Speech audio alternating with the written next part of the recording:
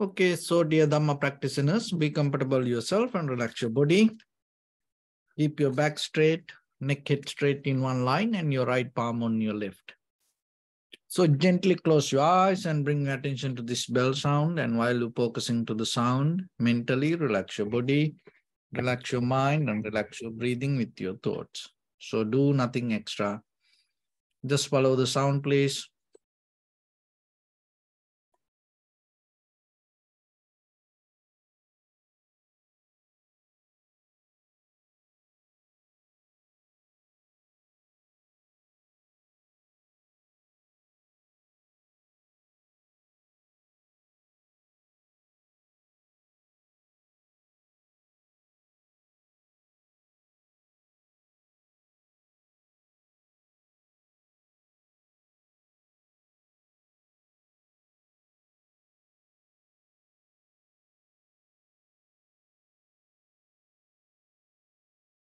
Namo tassa bhagavato arahato samma sambuddhassa.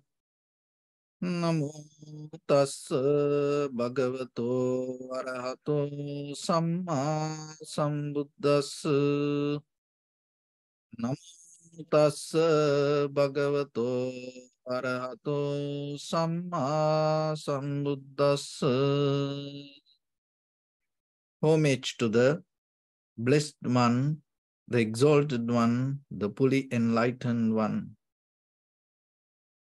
So, dear Dhamma practitioners,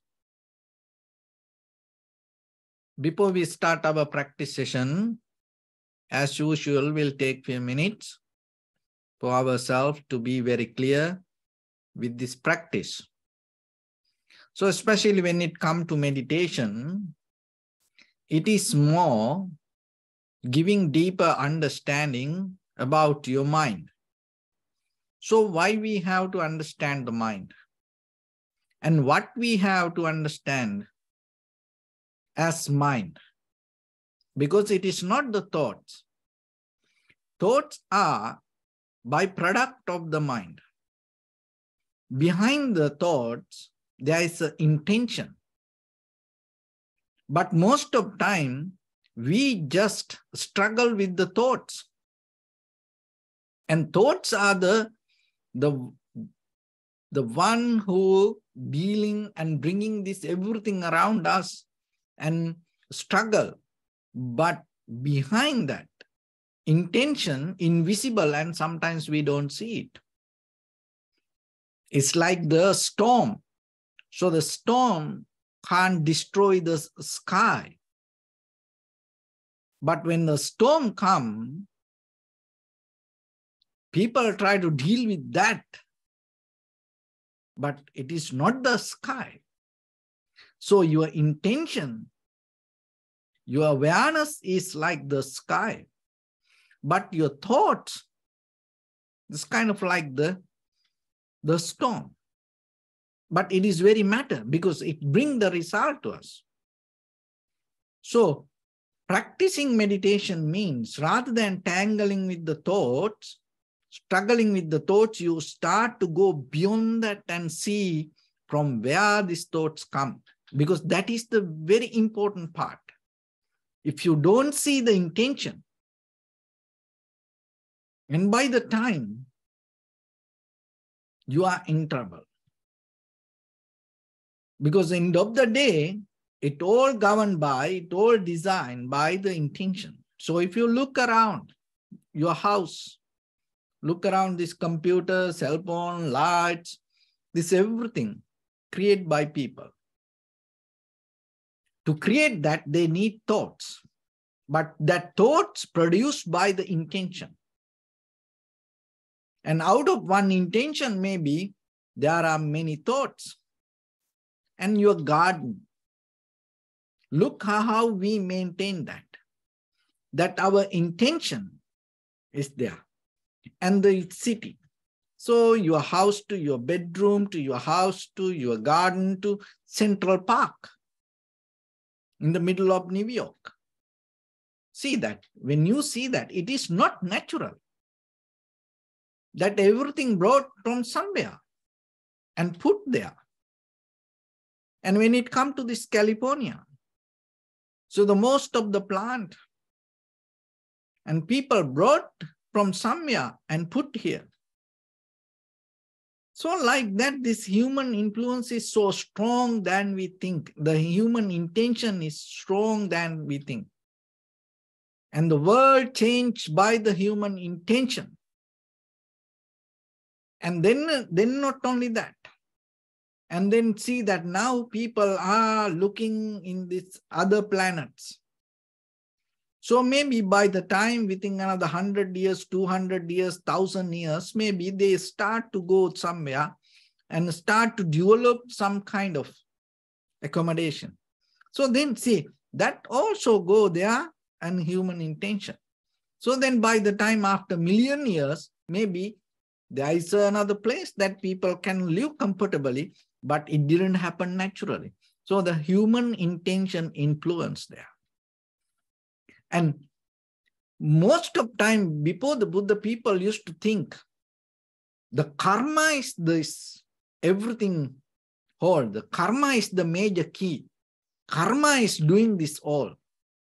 Oh, maybe unknown, invisible power bringing this all. But what the Buddha said, that the one of the major important part when it comes to our life, not about other things.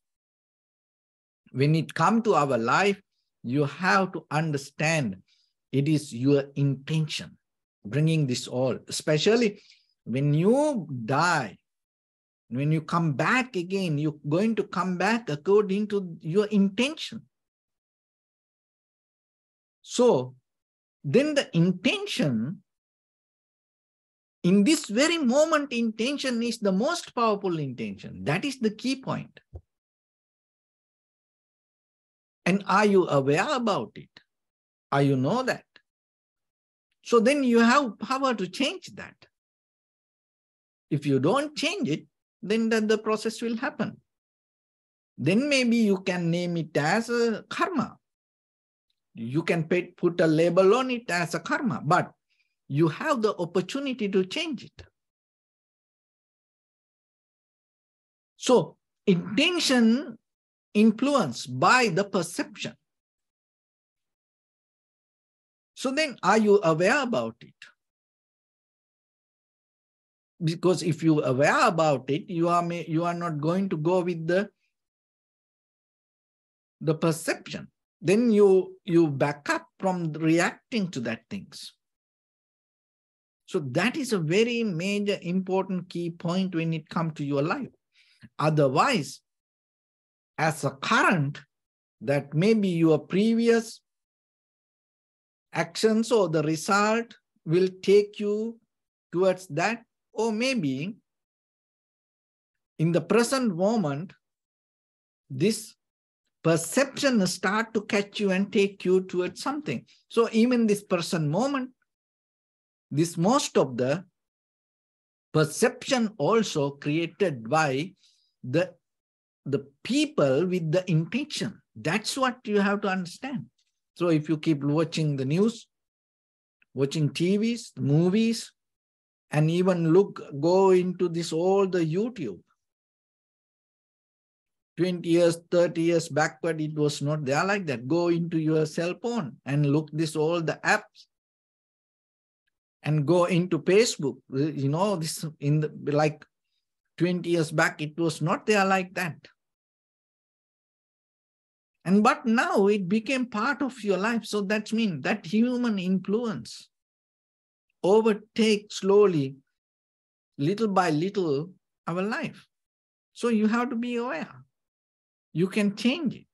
And at the same time, you can change it, or you can cultivate your life using that. And not only the human life today.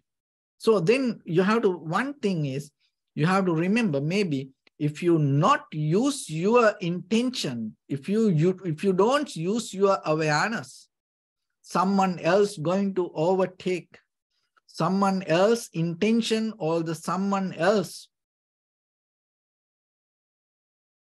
information going to overtake your life. So you have a choice.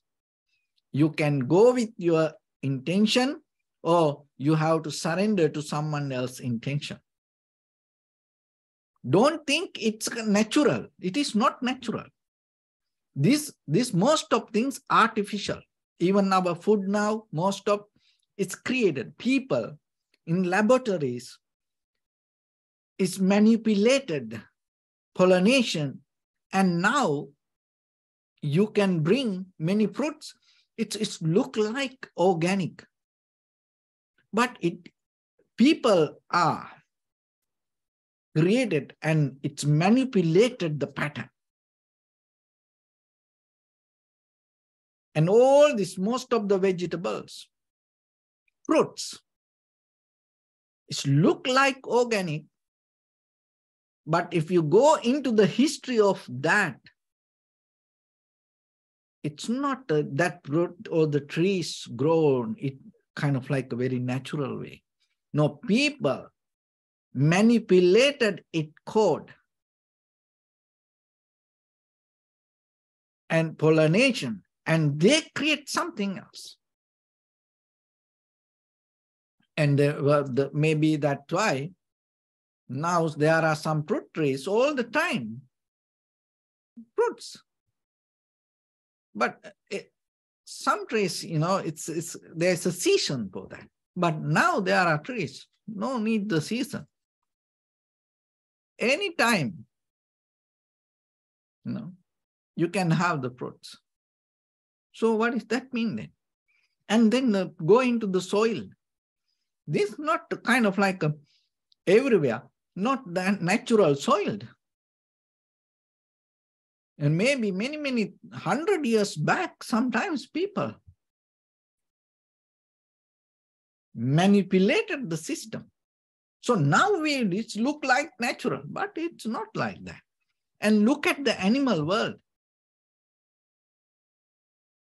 So we train animals, and maybe you have a puppy, you have a cat, you have other pet animals. And you think that animal is natural. No, it's not. No, the human consciousness interfere and overtook already that animal patterns. And they already go through this birth control. And they already teach, these dogs. So today, one of my friend called and thought, oh, my dog, always be inside the house. I punish that and put outside and, keep outside. So I was thinking, because the animal is natural, but now they have to behave according to the way we want. It's everywhere. It's happened long time ago. Now there is no, it's America, most of the countries, most of the people have dogs. But that dog's not the natural dogs, because we train. Once you train, how you can name that dog as a natural dog? Or the cat.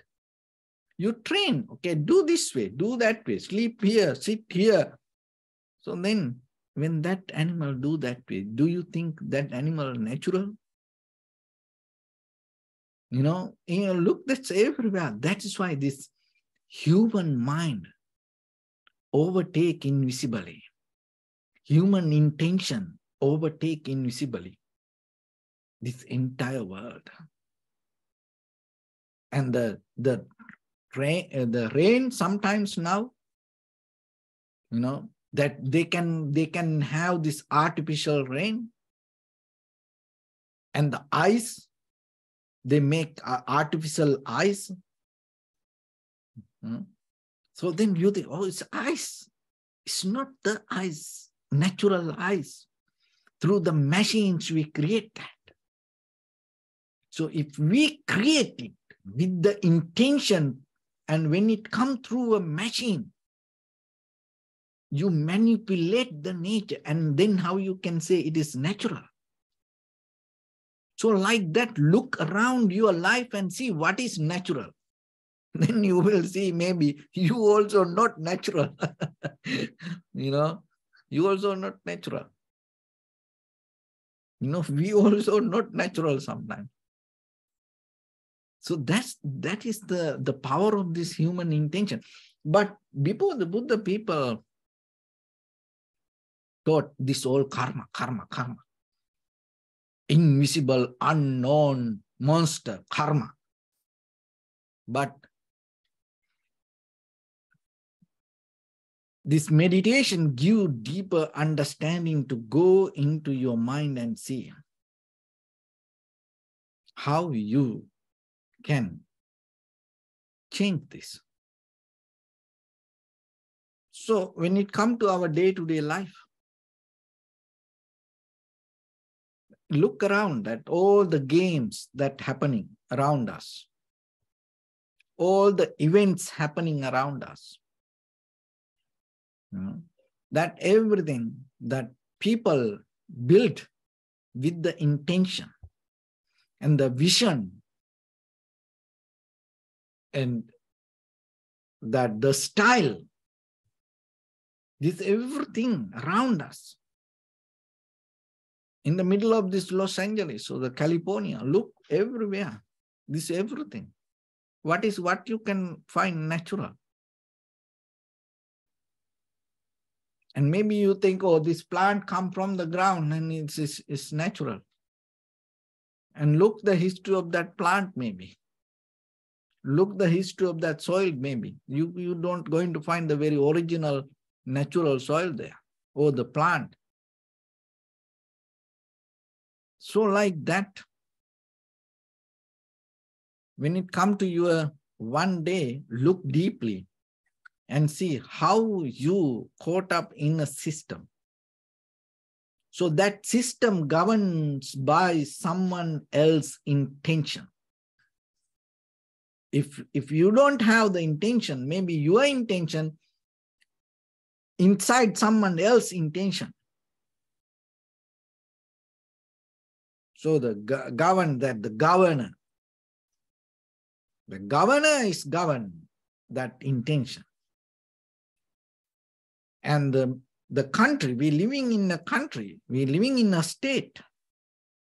So they govern that. And then and the same way, like just imagine, that intention, maybe sometimes it look like good, but it is not good that way. As example, maybe one country can help another country with the anger regarding the neighbor country. So then maybe you helping, it's good, it look like a nice action. But if you do it with the anger, it's not going to fix the problem.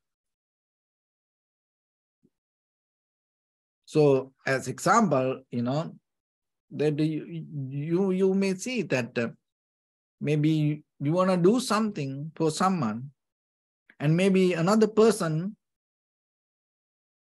go against that person, or then maybe you come to the middle and you get mad, disappointed about other person, and then they go into help for someone with that madness about somebody. So you have to be very careful, because that intention, end of the day, that intention is the important, not your action. Action will disappear, but that intention invisibly start to overtake create the path. And you go behind it, and then other people start to follow, and then for your intention, everything start to bring together like gravity. So then look into that. Be very clear with it. So look into that. That's why you have to come to stop a little bit this action. It's kind of like an interval, resting period. Like when two teams play together, when the halftime comes, sometimes it's an interval. Both teams withdraw from the game. But that doesn't mean they're going to, shake hands and no game. No, again, come back. But that may be 5 minutes, 10 minutes.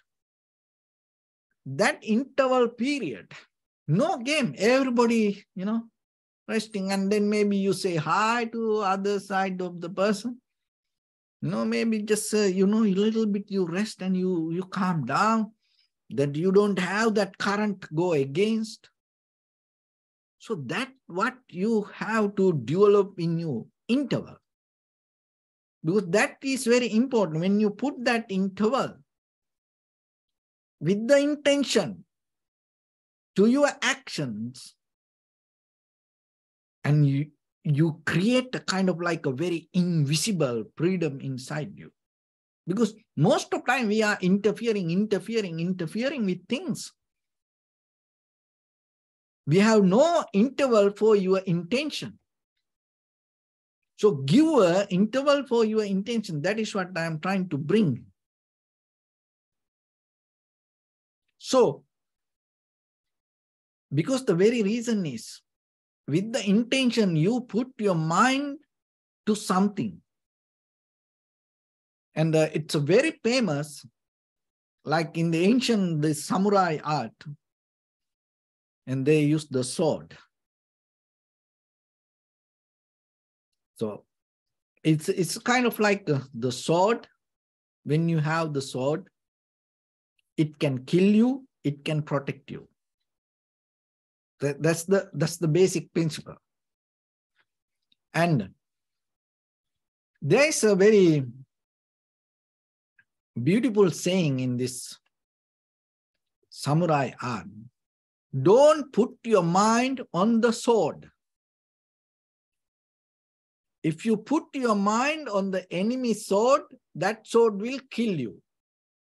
Listen this very carefully. If you put your mind on the enemy's sword, that means if another samurai in front of you holding a sword, if you start to think about that sword, it's going to cut you. Another principle is, don't think about your sword. If you put your mind on your sword, your sword will kill you. So that means you make mistakes. Your sword invite for the other sword, and then you're going to die. So it's the same principle is like when you have a weapon, you invite the bullets. So that means where you put your intention, invisibly bringing something to you. And the thing is, mindfulness means, awareness means, you don't give your mind to something. If you give your mind to something, it will take you. It will take your mind. That means if you like something, what you like will overtake your life. So that is the basic principle of the samsara. So what you like, with your eye, ear, nose, tongue, body, mind, you put your intention to outside, to hold something, gain something.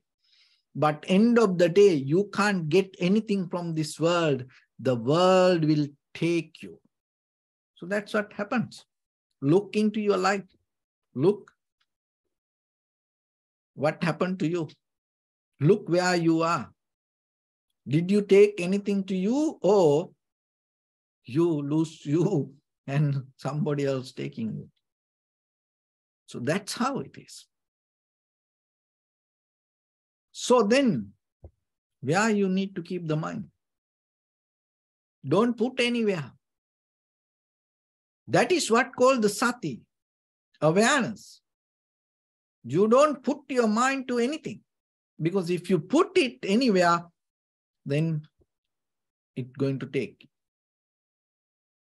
So can you experience something without putting your mind to it? That is a skill. You have to train for that. You know, we experience the fire without catching it.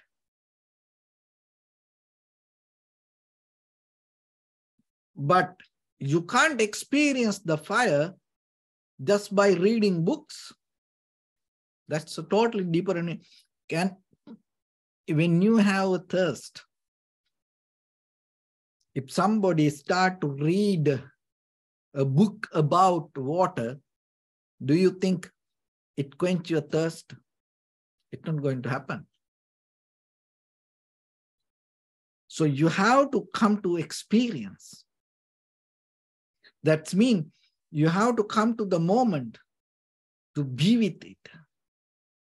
So that, but be with mean you're not going to hold it. When you experience the moment, you're not going to keep it with you. Can you keep the water?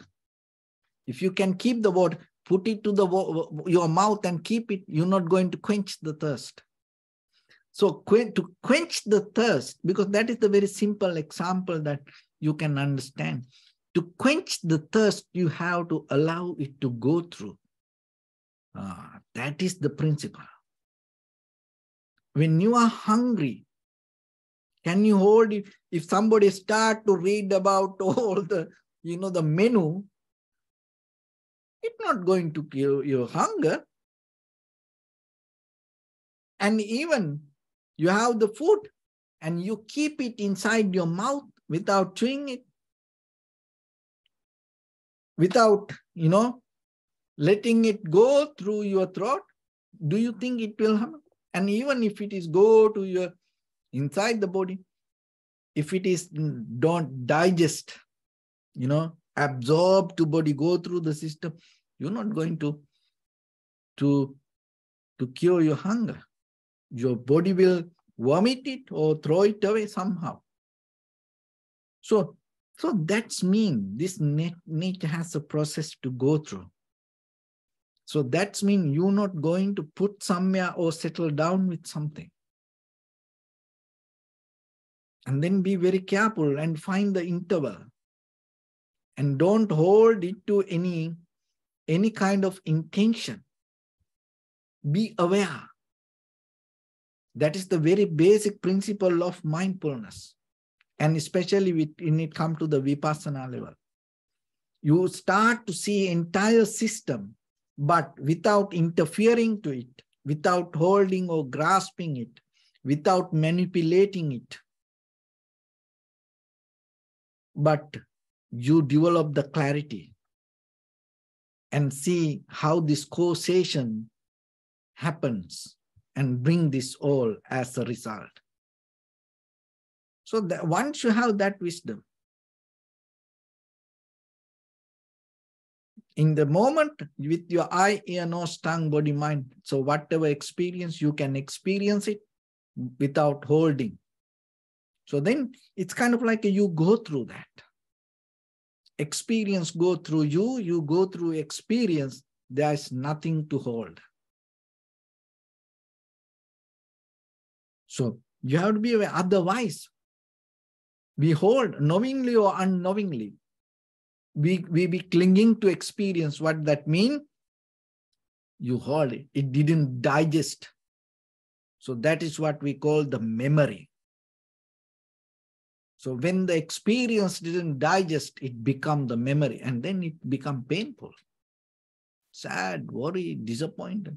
It is very rare that something good memory that you have, even if it is good like that way, it disappoints you sometimes,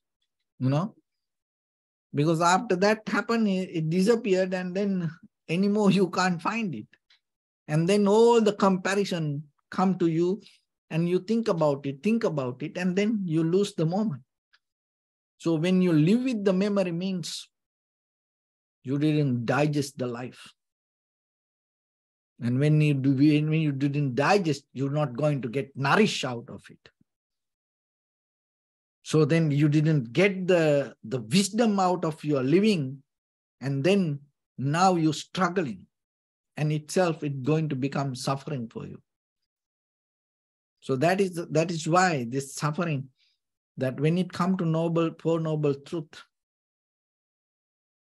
dukkha, or the suffering, that is the only visible thing. There's no any other thing visible. Nibbana is not visible. The reason for the dukkha, it is invisible. Desire, invisible. The way to get out of this, invisible. But the suffering, look, it's everywhere you can see. That's what you have to get the chance, opportunity, observing, recognizing, because that is the only thing that visible. Another thing, whole thing invisible. And that's why, as a human being, you have a great opportunity to use this human life to experience that. The main principal thing that you have to remember. And start to find out the intention and bring the interval, and through that way, if you increase the duration of that interval little by little, that you are not going to get influenced by your intention, or that means the previous intention, or the outside perception.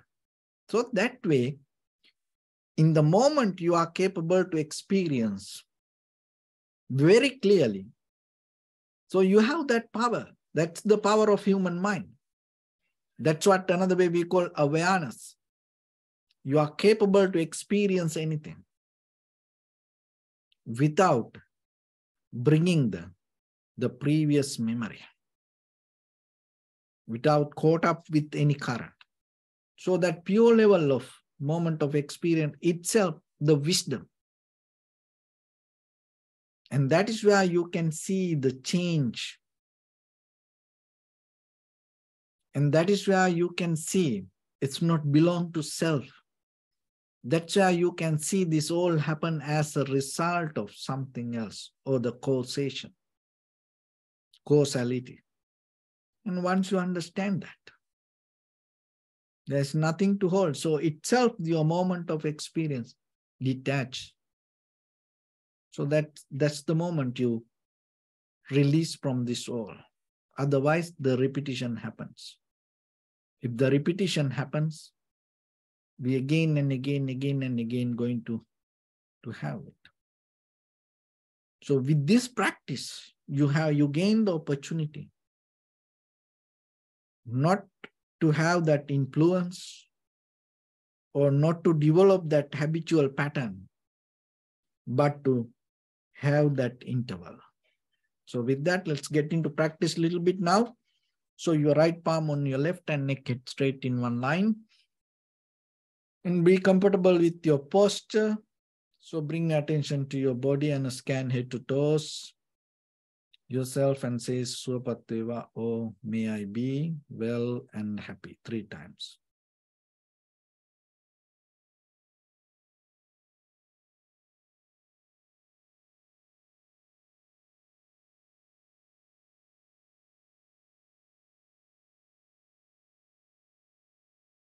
Take a moment and think. We gathered here in this moment to practice this ancient meditation technique. All the Buddhas, all the enlightened masters followed this path and achieved wisdom. So we also gathered here to accumulate that knowledge. In this moment, with this sitting, may my body become more comfortable. May my breath be more smooth. May no difficulties come to me. May all the success come to me. Also think for a moment. This is the last moment we're spending in this very lifetime. And detach your mind from all your past memories and as well as any kind of future thoughts. Just try to remain in the present moment, observing the sensation of your inhalation and exhalation. So in the beginning, deeply and gently, breathe in, breathe out 3 times and find the sensation, please.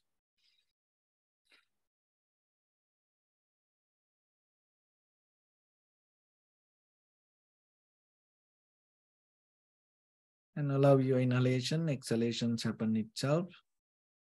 And when it happens through the sensation, recognize it. Do nothing extra.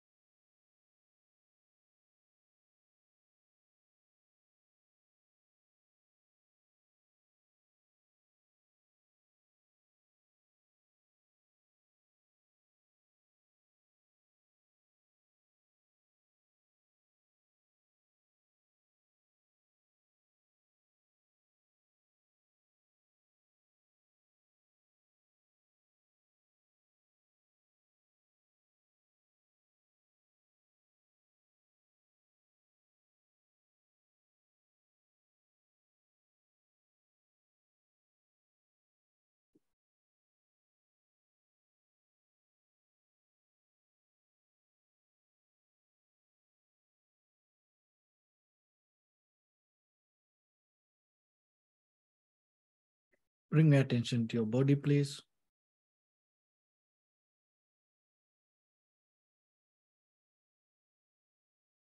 Observe your posture.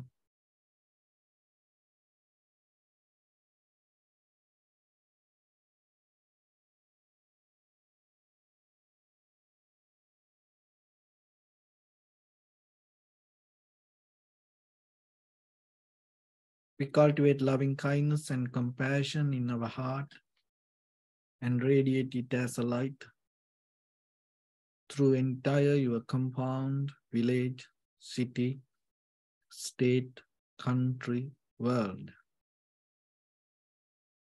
around this universe.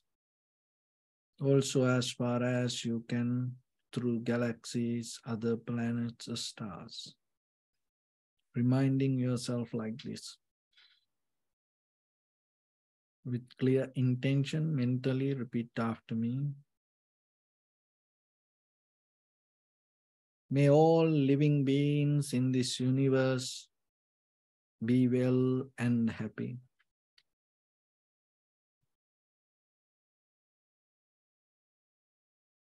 May everyone be happy and safe. And may their hearts be filled with joy.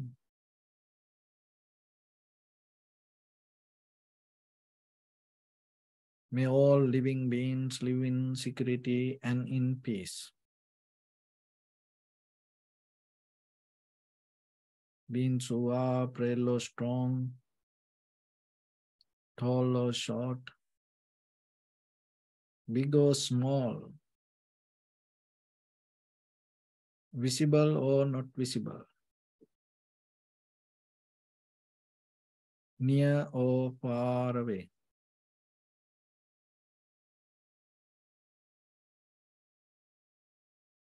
Already born or yet to be born.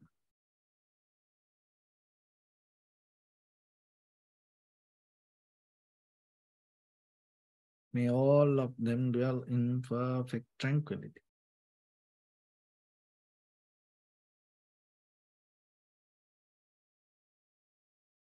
Let no one do harm to anyone. Let no one put the life of anyone in danger. Let no one out of anger or ill will wish anyone any harm.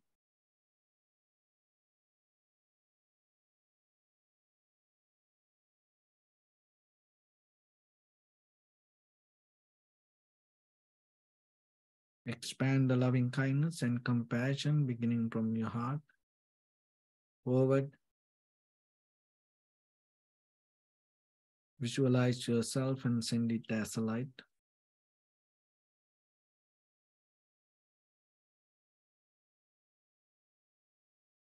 To your backside.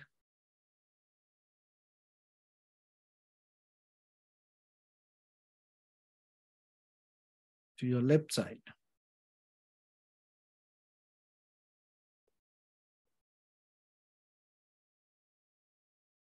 And to your right side.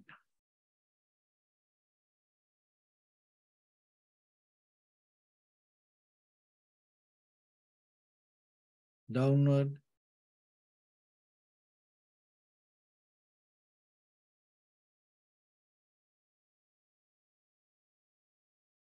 And upward.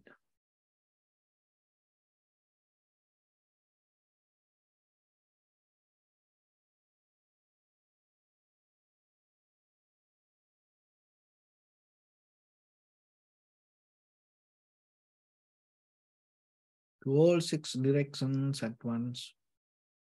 Like the moon, the sun, spread the light, spread the energy without any condition, without any limitation, without any resistance or without any judgment.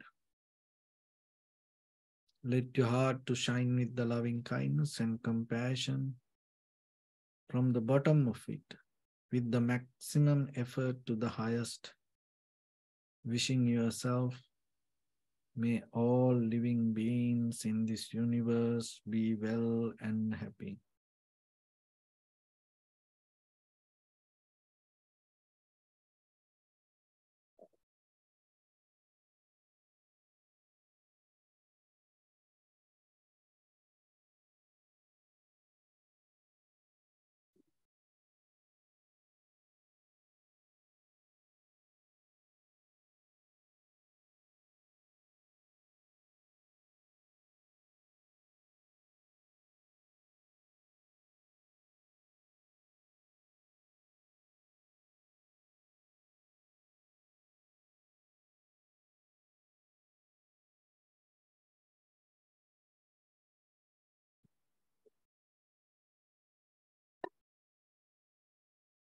Say sadhu, sadhu, sadhu. So first of all, we offer this practice to the great qualities of the Buddha, Dhamma and the Sangha. And also by the power of this meritorious deed, may all of us attain to the supreme bliss of Nibbana. May all your guardian angels and deities will receive these merits and increase their longevity and protect all of you from any kind of planetary influences or any ill effects. Ittavata chamyehi sampadam punya sampadam sabbe deva anumodantu sabba sampatti siddhya sabbe bhuta anumodantu sabba sampatti siddhya sabbe satta anumodantu sabba sampatti siddhya Imaya dhammanu dhamma patipattiya buddham pujemi dhammam pujemi sangham pujemi Addaya imaya patipattiya jati jara vyadhi maranam ha paribunjisami Idamme punya kammang asavakkaya vahang hotu sabba dukkha pamuncatu. Bless you.